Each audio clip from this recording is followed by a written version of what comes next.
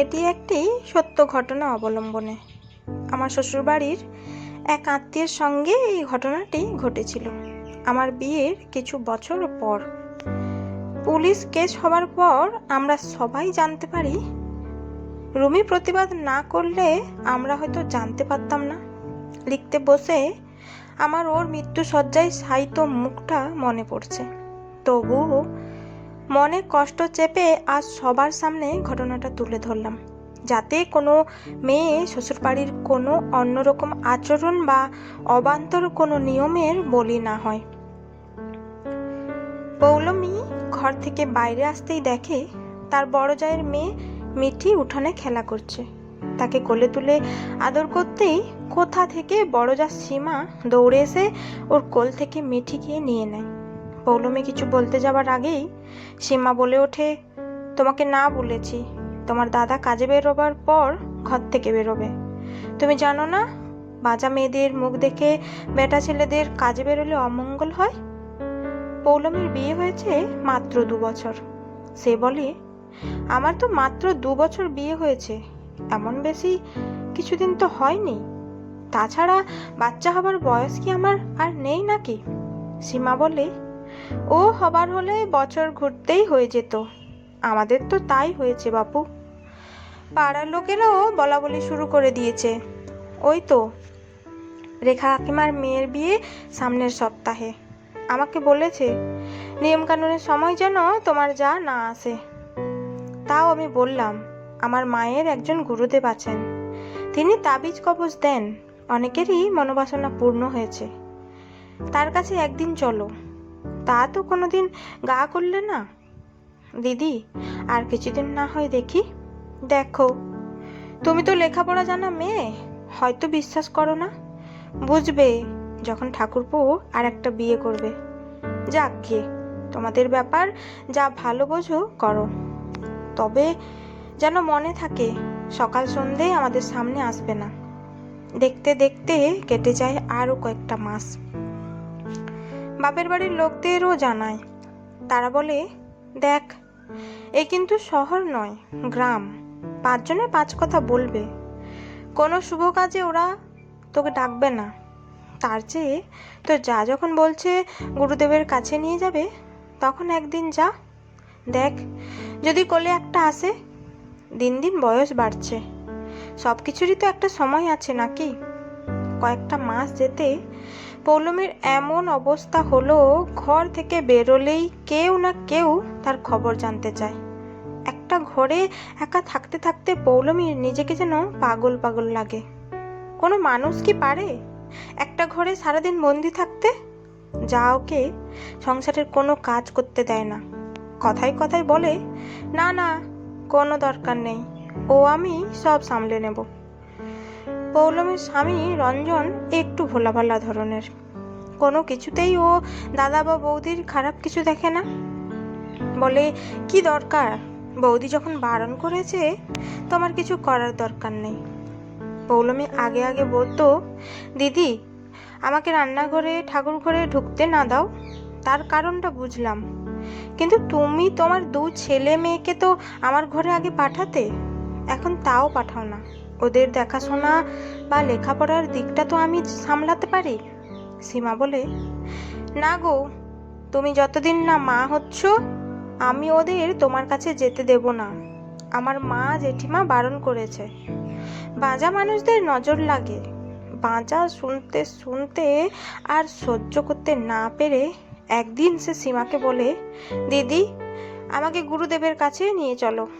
সীমা মুচকি হেসে বলে, ঠিক আছে, আজই দুপুরে যাব না হয়। দুপুরবেলা 2 জায়ে গুরুদেবের কাছে যায়। গুরুদেবকে দেখে পৌলমীর একটুও ভালো লাগে না। কেমন চোখে যেন তার দিকে তাকিয়ে মুচকি মুচকি হাসছে। পৌলমীর মাথায় হাত বুলিয়ে বলে, কোনো চিন্তা নেই, আমি এই কাগজের পুড়িয়া করে ওষুধ দিলাম, রোজ সকাল বিকাল খাবি। আর সীমা, ওকে রোজ যেমন ভাতের সঙ্গে হলুদ বা থানকুনি পাতা বাটা খাওয়াতে বলেছিলাম। সীমা বলে, হ্যাঁ বাবা, আমি ওকে রোজ দিই, আমিও খাই। খাবি খাবি, ওটা রোজ খাবি, ওটা খেলে মেয়েদের শরীর স্বাস্থ্য ভালো থাকে। সব সময় পৌলমীকে ঘরে থাকতে বললেও দুপুরে ভাত খাবার সময় আগে যেমন দুই জায়ে একসঙ্গে খেত, এখনও তাই খায়। তবে একটা জিনিস পৌলমীর খটকা লাগে, সেই বিয়ের কিছুদিন পর থেকেই প্রতিদিন ভাতের পাতে কিছু না কিছু বাটা থাকে। অবশ্য তার যাও খায়, কিন্তু জায়ের পাতে বাটাটা আগে থেকে রাখা থাকে আর ওর ভাগেরটা সিলের মধ্যেই রাখা থাকে।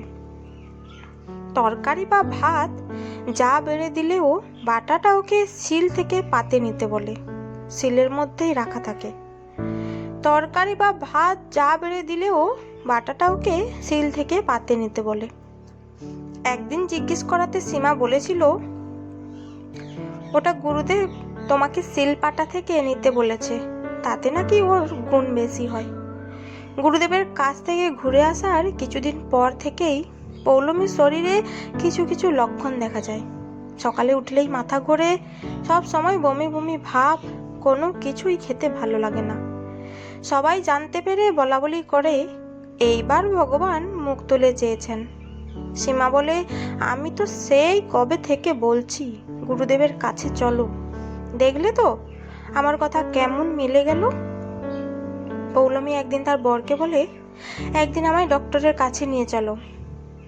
কথাটা সীমা জানতে পেরে বলে, ঠাকুরপো, ও না জানুক, তুমি তো জানো আমাদের বাড়িতে 6 মাস না হলে ডাক্তারের কাছে যেতে বারণ আছে। পিলুর বেলা তো মা বেঁচে ছিল, মা তো তখন বলেছিল, তাই মিঠির বেলাও আমি 6 মাস হয়ে যাবার পর তবে ডাক্তার দেখিয়েছি। পৌলমী বলে, কিন্তু দিদি, আমার তো এই 2 মাসেই শরীরটা খুব খারাপ হয়ে যাচ্ছে, আমি তো কিছু খেতেই পারছি না। আরে বাবা, আমার তো দুটো বাচ্চা, ওরকম সবারই হয়। আমি তোমাকে রোজ যে শরবতটা বানিয়ে দিই, ওতে নানা রকম জিনিস আছে, ওটা খেলে শরীরের সব পুষ্টি পূরণ হয়ে যাবে, আর মাসখানেক যাক, দেখবে সব ঠিক হয়ে যাবে। সেদিন পৌলমী শরবতটা খেয়ে বসেছিল। রঞ্জন আর বাড়ির সবাই খাওয়া দাওয়া করছে। এমন সময় পৌলমীর মনে হয় উঠোনের দরজার কাছে কারা যেন কথা বলছে। ও আস্তে আস্তে বারান্দায় এসে উঠোনের দিকের জানালায় কান পাতে। এই নে সীমা, এটা গুরুদেব আজ দিয়েছে, এটা 2 দিন খাওয়ালেই। মা, আমার মনে হয় এটা আর লাগবে না, শরবতটাতেই কাজ হয়ে গেছে, পেটটাও একটু ফোলা ফোলা লাগছে। তা ঠিক আছে, এটা রাখ, ওর সঙ্গে এটাও মিশিয়ে দিবি, এই ডোজটা আগের চেয়েও কড়া, লক্ষ্য রাখবি। আর 5 মাসেই এ বাড়ির বড় করে সাধ হয় বলে দিয়ে দিবি। মা, তুমি এখন যাও, ওরা খাচ্ছে, আমি বাইরে বেশিক্ষণ থাকলে সন্দেহ করবে। ওদের বেশ কিছু কথা কানে যেতে ওর মাথাটা ঘুরে যায়। মনে মনে ভাবে, ও কি কোনো ফাঁদে পড়ল নাকি? ওর পেটের বাচ্চাটাকে কি নষ্ট করে দেবার ষড়যন্ত্র করছে এরা? 4 মাস পড়তে না পড়তেই ওরা 5 মাস বলে সাধের আয়োজন করে ফেলে, অল্প কিছু মহিলাদের নিয়ে। বাপের বাড়ি থেকে আসার মতো পৌলমীর মা, তাও মা তো একা বাসে করে আসতে পারে না, তাই পৌলমীর ছোটবেলার বন্ধু রুমিকে নিয়ে আসে। রুমি ওদের পাশের বাড়িতেই থাকে, এখনো হাওড়াতেই, মানে পৌলমী শ্বশুর বাড়ির কাছের একটা হাসপাতালে নার্সের কাজ করে। রুমিকে দেখে পৌলমীর খুব আনন্দ হয়। ও রুমিকে নিজের ঘরে নিয়ে যেতে চাইলে সীমা বলে, না না, এখন ঘরে যেতে হবে না, আগে সাধের নিয়মগুলো হয়ে যাক, তারপর গল্প করবে। পৌলমীর সামনে সাধের নানা রকম খাবার সাজিয়ে দেয়। সীমা একটা বাটিতে প্রসাদ আর চরণামৃত এনে পৌলমীর মাকে বলে, মামিমা, ওকে এটা আপনি নিজ হাতে খাইয়ে দিন, তারপর ও খাবার খাবে। পৌলমীর মা প্রসাদটা খাওয়ানোর পর পৌলমীর শরীরটা কেমন করে ওঠে। ও বলে, আমার এখন খেতে ইচ্ছে করছে না। সবাই বলে, ও এই সময় একটু হয়, যেটুকু পারো সেটুকু খাও। অল্প একটু খাবার নিয়ে মুখে দিতেই ও শরীরটা আনচান করতে থাকে। রুমি বলে, আমি ভালো বুঝছি না, এক্ষুনি ডক্টর ডাকা দরকার। সীমা বলে, সে কি করে হবে, এ বাড়ির নিয়ম। রুমি কিছু না বলে তার পরিচিত ডক্টরকে কল করে। ডক্টর আসতে সীমা বাধা দিলে রুমি রুখে দাঁড়ায়, বলে, আপনারা কি ওকে মেরে ফেলতে চান? আমি এক্ষুনি পুলিশকে ফোন করছি। সীমা খুব ভয় পেয়ে যায়, বলে, না, আমি আসলে এ বাড়ির নিয়মটাই বলতে। ডক্টর দেখে বলেন, আমি ভালো বুঝছি না, ইমিডিয়েট হসপিটালে নিয়ে যেতে হবে। হসপিটালে নিয়ে গিয়ে কিছু পরীক্ষার পর জানা যায় পৌলমীর গর্ভে বাচ্চা নেই।